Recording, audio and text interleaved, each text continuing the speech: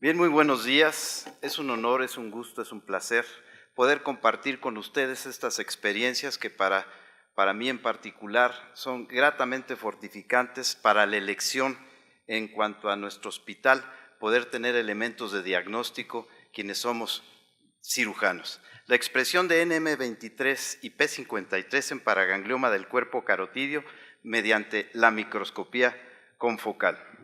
Presenta un servidor y como autores y coautores está el doctor en Ciencias, nivel 1, Dolores Javier Sánchez González, teniente coronel médico cirujano, Moisés Albino Pacheco, mayores médicos cirujanos Alejandra Paola Castañeda, María Isabel Salinas y la química clínica Claudia María Martínez. Antecedentes científicos. Paragangliomas. Constituyen un 60 al 70% los del cuerpo carotidios, las paragangliomas de cabeza y cuello. Son malignos en un 6 a un 12% de los casos. Es más en mujeres, como ustedes lo verán en nuestra serie, y son unilaterales en su mayoría, 26% bilaterales. Cuadro clínico: paciente con una masa pulsátil, evolutiva. En este caso, en su lado derecho de la pantalla, ven ustedes del lado derecho, y del lado izquierdo ven ustedes una paciente con una tumoración del lado izquierdo. Imágenes engañosas porque estos dos pacientes tenían paragangliomas bilaterales. Inclusive, en el caso de la mujer, tenía un tercer paraganglioma a nivel del cuerpo yugular. Bien, en el diagnóstico nosotros utilizamos la tomografía axial computarizada. Vean ustedes en esta imagen, prácticamente se ve con toda propiedad la masa, y vean ustedes en el lado izquierdo la carótida primitiva, cómo abre la carótida interna, la carótida externa, se forma una especie de lira, que es el signo clásico para poder identificar esta tumoración. En esta disección podemos ver en su lado derecho de su pantalla cómo tenemos la tumoración, y en el lado izquierdo ya la tenemos resecada, carótida interna, carótida externa, y ahí está nuestra imagen macroscópica. Este microscopio confocal usa un láser 2 o 3 como fuentes de luz. Pueden observar tejidos intactos y secciones gruesas. Tiene mayor resolución, especialmente en muestras con fluorescencia, y permite hacer reconstrucciones tridimensionales más precisas. El láser. Vean ustedes cómo proyecta el láser, llega hasta un espejo dicroico, va al objetivo, es el espécimen en el plano focal, regresa a un plano de imagen y se va a un fotomultiplicador. ¿Qué importancia es este microscopio? En la parte inferior, como ustedes pueden ver, normalmente está la luz en los microscopios tradicionales. En este caso la luz llega por arriba y regresa hacia arriba, o sea, no atraviesa el espécimen. Este es nuestro aparato que tenemos en la Escuela Médico-Militar, aún en el Hospital Central Militar, con su hardware, que es muy extenso. ¿Y cuál es el antecedente científico? La inmunofluorescencia directa consta de lo siguiente. Tenemos un lugar a estimular, donde está el antígeno, un anticuerpo específico, el cual tiene un fluorocromo de un determinado color, rojo para la P53, verde para la NM23, y este rayo excitador finalmente va a ser recogido con un rayo de luz emitido por este proceso de inmunofluorescencia. Así tenemos nosotros que la proteína P53 se encuentra en el cromosoma 17, tiene un peso molecular de 53 kilodalton, y esa P53 se va a excitar, va a aparecer cuando rayos ultravioletas, cuando el oxígeno ha tenido una menor cantidad, cuando los virus atacan, o finalmente un aporte deficiente de glucosa, va a aparecer esta proteína en la célula y finalmente va a intervenir en el ciclo de mitosis para finalmente crear una apoptosis. Si esta proteína muta, la P53, cuando hay una acumulación de proteína en el núcleo celular, altera su función Y finalmente, en la patogenia del cáncer lo vamos a poder identificar en el 50% de los casos. Así tenemos nosotros la célula más P53, podemos inferir que vamos a tener un problema de cáncer. La NM23, igual, está en el cromosoma 17. Hay 5 variantes de las cuales nosotros utilizamos para este estudio la H1 y en ocasiones un poquito la H2 y tiene un peso molecular de 17.149 kilodalton. Tiene una actividad de difosfosinasa, finalmente para convertirse a ser junto con la exonucleasa, un desarrollo y una diferenciación. Así tenemos que un aumento en la NM23 nos va a dar una inhibición de la metástasis y una disminución de la NM23 nos dará un mayor potencial metastásico. Así tenemos nuestros 5 elementos, la microscopía confocal, nuestros paragangliomas estudiados, la P53, la NM23 y la inmunofluorescencia directa. Este conjunto finalmente nos plantea el problema. Es detectable la expresión de P53, la marco en rojo siempre, y la NM23, la marco en verde, en paragangliomas del cuerpo carotídeo mediante microscopía confocal. Esta expresión de P53 y NM23 en estos paragangliomas es detectable mediante la microscopía confocal. Justificación. Los paragangliomas carotídeos es el más frecuente en la cabeza y en el cuello. Ha sido poco estudiado y contamos nosotros con la tecnología. En este momento vamos a determinar esta expresión de estos 2 proteínas en el cuerpo carotídeo mediante la microscopía confocal. Vamos a analizar la expresión de los 2 en cortes histológicos y vamos a relacionar los resultados obtenidos con las características o tratarlos de inferir a las características clínicas del tumor. Este estudio fue un estudio experimental, retrospectivo y finalmente transversal. Incluimos casos de 1999 al 2006, casos que tenían bloque de tejido y casos con expediente clínico completo. Excluimos casos con datos clínicos incompletos, casos sin bloques de tejido o casos con tejido insuficiente. En el material contamos con la historia clínica completa, bloques de tejido incluidos en parafina, anticuerpos anti-NM23 y anti-P53, el protocolo para la inmunofluorescencia directa del Laboratorio de Histología de la Escuela Médico-Militar, un microscopio Axover 200 M-Size donado por la Fundación Arronte, Gonzalo Arronte, y una cámara integrada al microscopio HRKS 300. ¿Cómo lo hicimos? La epidemiología, finalmente la toma de fotografías con la inmunofluorescencia directa y el análisis estadístico. ¿Cómo hicimos esta inmunofluorescencia directa? Con una dilución en el P53 de 1 a 50 y con la NM23 de 1 a 100. Color rojo para el P53, color verde para la NM23. Metodología. En este corte de eosina, hematoxilina eosina, vean ustedes cómo de inmediato resalta, en este caso la NM23, color verde. ¿Cómo vemos la NM23? ¿Cómo la fuimos determinando? En su lado izquierdo de su pantalla tenemos el software de nuestro microscopio, todas las variantes para poder hacer los ajustes en la longitud de ondas de 3 láseres que utiliza este aparato, el cual estuvo de 490 a 525. En el caso de la P53, nosotros tuvimos láseres también 3, 554 a 580 en longitud de onda. ¿Cuáles fueron nuestros resultados? Nuestros resultados buscamos el tamaño de la masa tumoral, el lado del cuello, en lo que viene a ser la edad, para hacer la distribución de los grupos etarios. Tuvimos 7 con un tumor entre 0 a 5, tuvimos 5 entre 3 a 9 y así como lo pueden ustedes apreciar en las gráficas. Y la distribución por tiempo de evolución, menos de un año, 3 casos, de 1 a 5 años, 6 casos, de 6 a 10 años, 2 casos y uno de más de 10 años. En el caso de los hombres, vean ustedes la gran pero apabullante diferencia, 11 casos contra 1 en el caso de masculinos.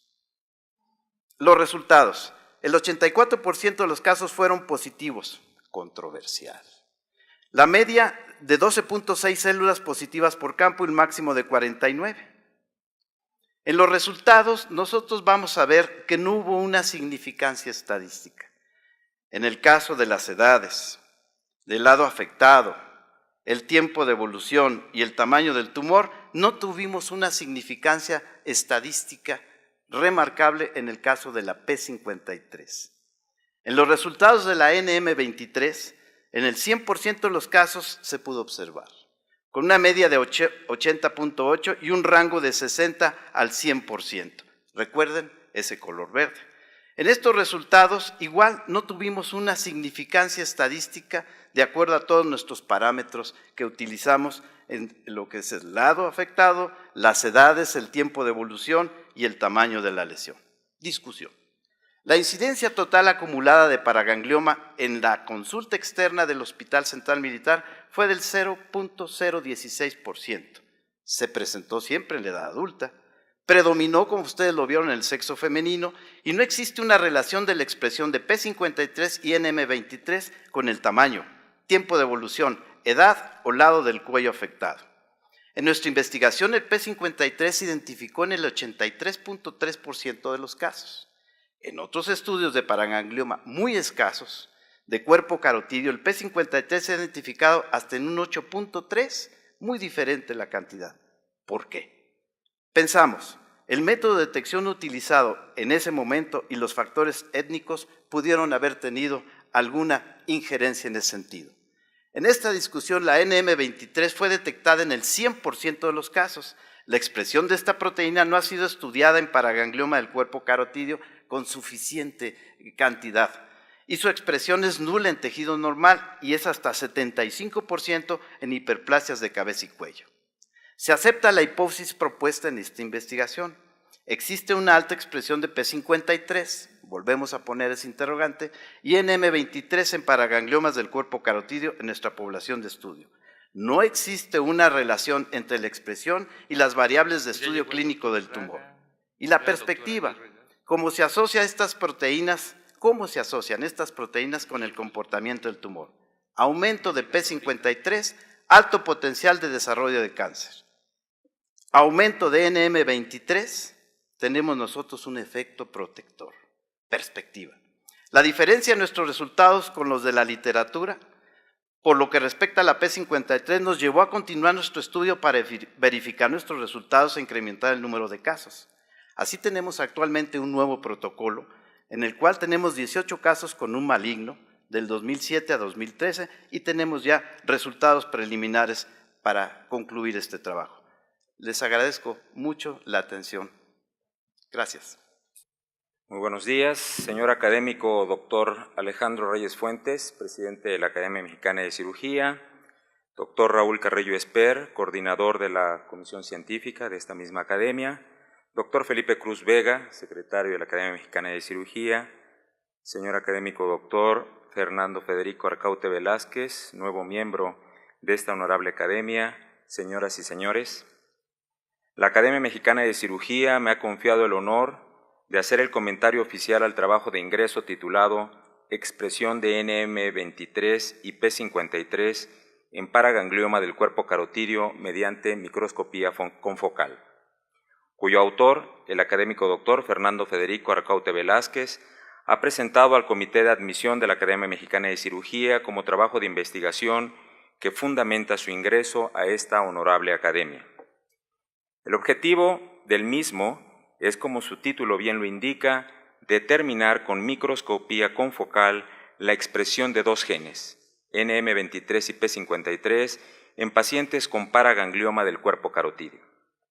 Es menester mencionar que los paragangliomas o tumores del cuerpo carotidio se presentan con una prevalencia relativamente baja en la población que habita a más de 2.000 metros sobre el nivel del mar. Su causa etiológica más conocida es la hipoxia crónica. La gran mayoría de ellos son tumores benignos y tienen curso indolente. Se caracterizan por estar formados por un ovillo vascular originado en la bifurcación carotidia. Su terapéutica es la resección. Las secuelas que la resección, puede implicarle al paciente son las relacionadas a la lesión quirogénica de las estructuras anatómicas del área, principalmente déficits neurológicos de los pares bajos, 9º, 10º, 12º, y ocasionalmente síndrome de Claude-Bernard-Horner. La microscopía confocal se basa en la utilización de un microscopio láser que elimina el velo que en una imagen de microscopía óptica normal producen las regiones que se encuentran fuera del plano de foco, lo que permite observar tejido intacto, incrementar la resolución y hacer reconstrucciones tridimensionales. Por otro lado, y en relación a los genes estudiados, la familia de los genes NME ha cobrado gran interés debido a que actualmente se sabe que codifica proteínas multifuncionales responsables de la señalización, de la homeostasis y la progresión oncológica. De esta familia, los principales oncogenes son el 1 y el 2. Este último es el que en este trabajo de investigación es evaluado. Esta isoforma, la NM2, ha atraído enormemente la atención en años recientes debido a su potencial antimetastásico, de donde deriva su nombre NM, no metastatizante.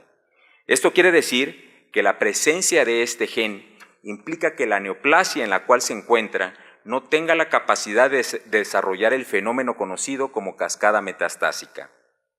Este concepto, que en teoría es maravilloso, implicaría que NM podría ser útil como factor de riesgo para el desarrollo de metástasis.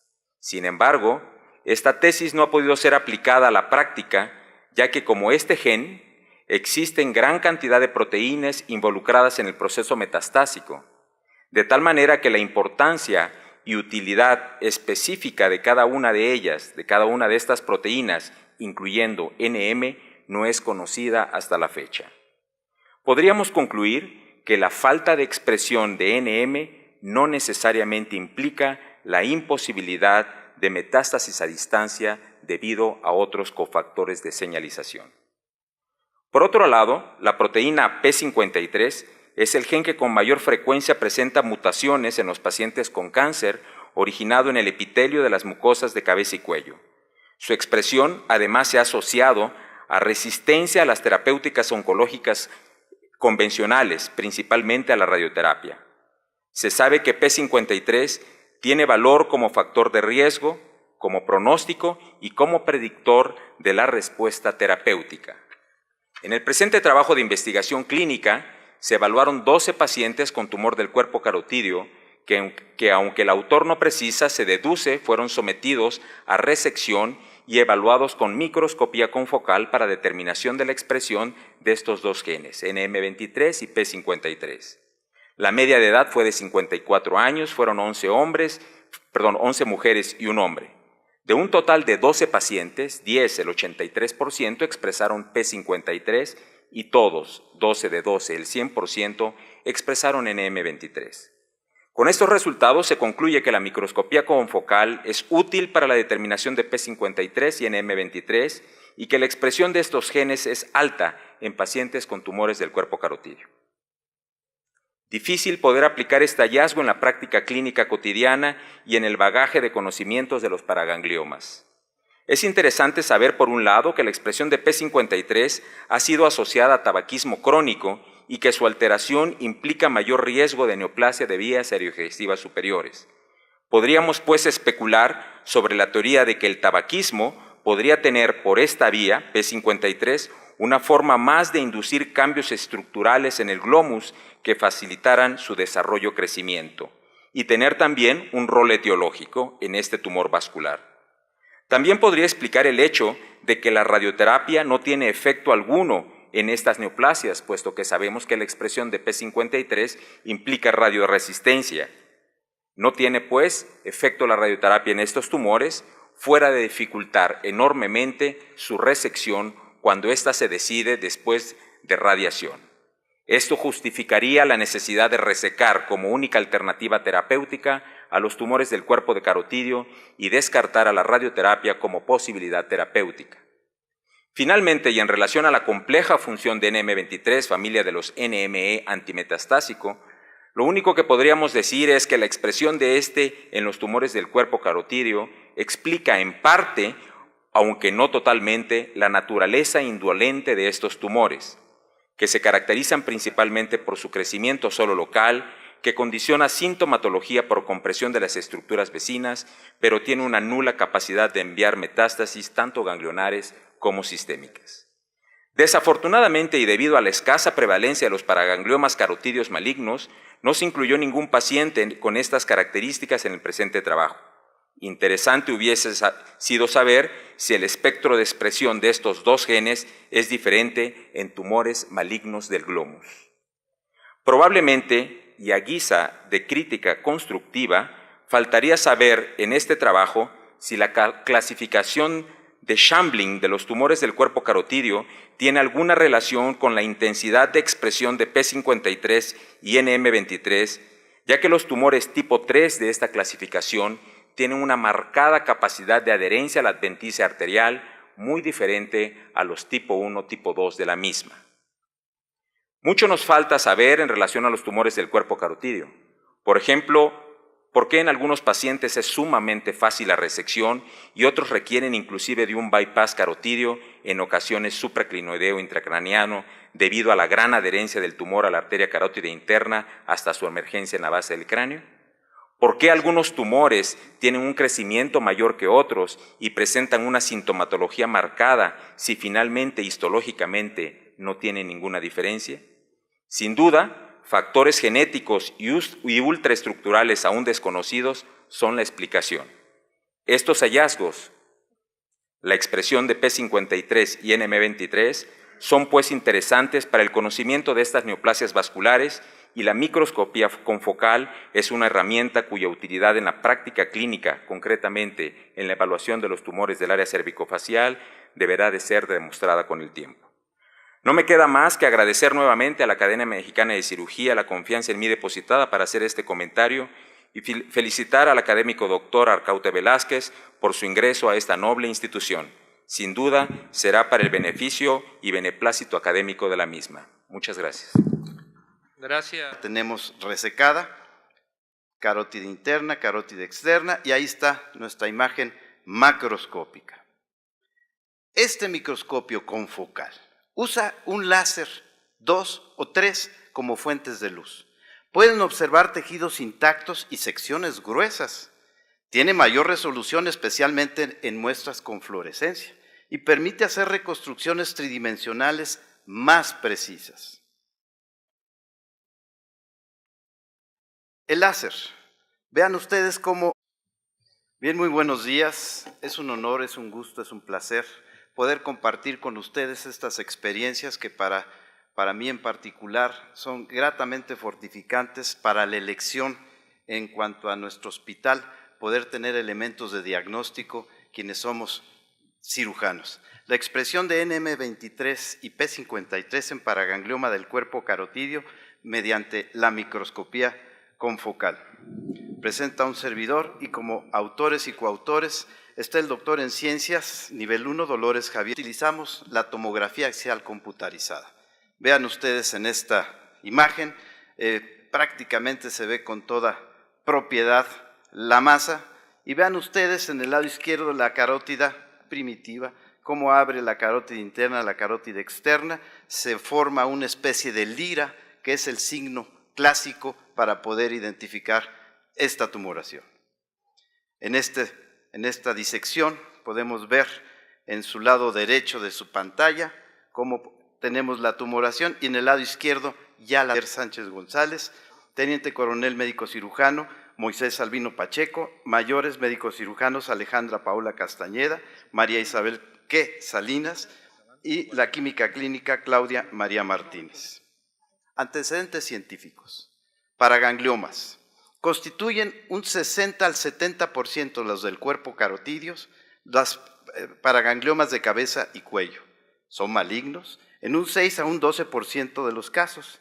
Es más en mujeres, como ustedes lo verán en nuestra serie, y son unilaterales en su mayoría, 26% bilaterales. Cuadro clínico: paciente con una masa pulsátil, evolutiva. En este caso, en su lado derecho de la pantalla, ven ustedes del lado derecho, y del lado izquierdo ven ustedes una paciente con una tumoración del lado izquierdo. Imágenes engañosas porque estos dos pacientes tenían paragangliomas bilaterales. Inclusive, en el caso de la mujer, tenía un tercer paraganglioma a nivel del cuerpo yugular. Bien, en el diagnóstico nosotros